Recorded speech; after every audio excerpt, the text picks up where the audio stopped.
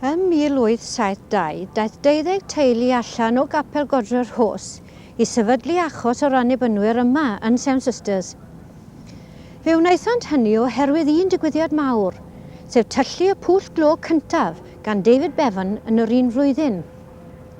Ychydig o bobl oedd yn byw bryd hynny yn y Severn, ond roedd y teuluoedd hyn yn ddigon craff i sylweddoli y byddai agor pwll ac maes o law pyllau eraill yn denu dynion a'i teuluoedd o bob rhan o Gymru a Lloegr i weithio ynddynt a chreu cymdeithas newydd.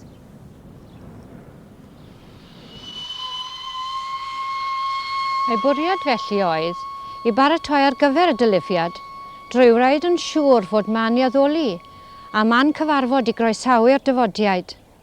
Nid oeddent wedi symud munud yn rhy gyflym oherwydd o fewn ychydig gwrwyd y naill bwll ar ôl y llall a chodwyd o'i cwmpas bentrefi newydd cyfain, Banwen, yr Onllwyn a'r Severn.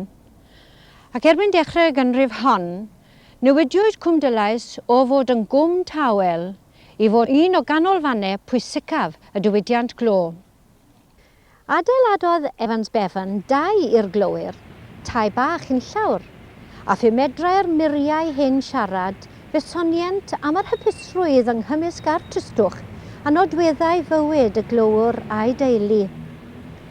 Bryd hynny hefyd adeiladwyd y capeli, so ar yr annibynwyr, y bedyddwyr a'r hen gorff.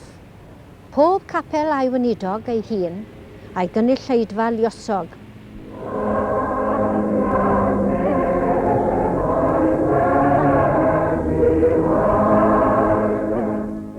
Tu allan i'r capel, ond gan amlaf o dan ei aden, cafwyd y gweithgareddau fel y penny readings, y reading room, y côr, y bandiau pres, yr eisteddfodau ac ati.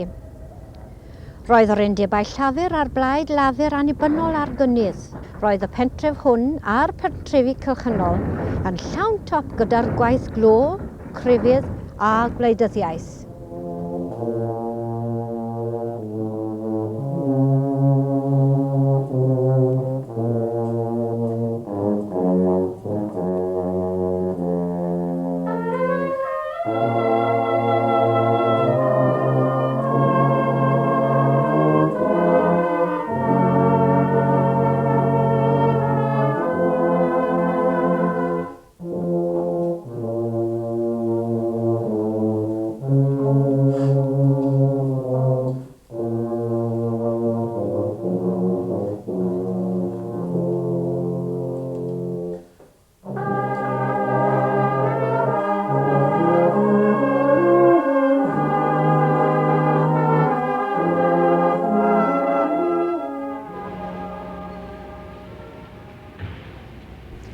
Yna daeth y rhwy cyntaf i'r gymdeithas gyda'r rhyfel mawr 1914. Aeth llawer o'n bechgyn, ond ni ddaethant yn ôl. Cafodd rhai ei lladd. Ac ni theimlodd rhai eraill unrhyw ddymuniad i ddychwelyd i gwm Cul wedi gweld byd ehangach. Buan y gwellodd y gymdeithas ei chlwyfau ac aeth rhagddi i wynebu blynyddoedd y dirwasgiad a'r streic gyffredinol.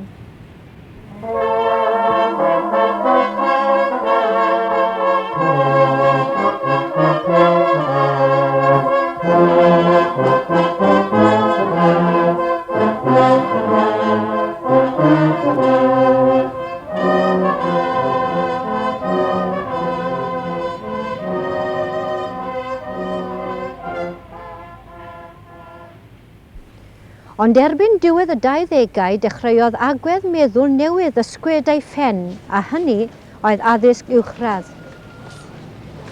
Fe wyr pob Cymro gwerthau halen o leiaf un peth am y glowyr, a hwnnw pa mor amharod oedd ac anfodlon un o'i feibion a'i ddilyn lawr i'r pwll. Dim ond un peth oedd ar ei feddwl sef rhoi digon o addysg i'w feibion i'w galluogi i ennill bywoliaeth mewn galwedigaeth broffesiynol. Enghraifft, ym 1928 aeth i mi i'r ysgol ramadeg ac ym 1930 aeth fy mrawd yno ac yna 2 flynedd yn ddiweddarach aeth fy mrawd arall. Mai eithraid oedd i 3 phlentyn o'r un aelwyd gael addysg uwchradd, a roedd yn beth gweddol cyffredin fod o leiaf un mab o bob aelwyd yn cyfnewid tywyllwch y pwll am oleuni addysg. Na sylweddolwyd hyn ar y pryd, roedd natur y gymdeithas yn dechrau newid. Ym 1939, aeth rhagor o fechgyn i'r llynnoedd arfog, ond roedd olwynion y pyllau yn dal i droi, a throi trwy flynyddoedd yr hyfel, ac yn 1947 mawr llawenydd i bawb, nid olwynion y meistri oeddynt bellach, ond ein holwynion ni a'r Bwrdd Glo Cenedlaethol yn gofalu amdanynt drosom ni, neu felly yr oeddem ni'n meddwl. Am 15 mlynedd ar ôl y rhyfel, aeth y gwaith glo yn ei flaen fel cynt, ond nid felly y gymdeithas. Roedd y capeli yn teimlo oerwynt difaterwch, yr iaith Gymraeg yn colli tir, a'r gweithgareddau eraill yn llacio ei gafael. Ac yna, ym 1962, daeth y newyddion syfrdanol fod y pwll onllwyn No. 3 i gau. Roedd 464 o lowyr yn gweithio yno. Flwyddyn yn ddiweddarach, caiwyd pwll y Sefn a 540 o lowyr yno. Ond roedd newyddion gwaith i ddod yn ystod y 4 blynedd i 1968, caiwyd y gweddill o'r pyllau.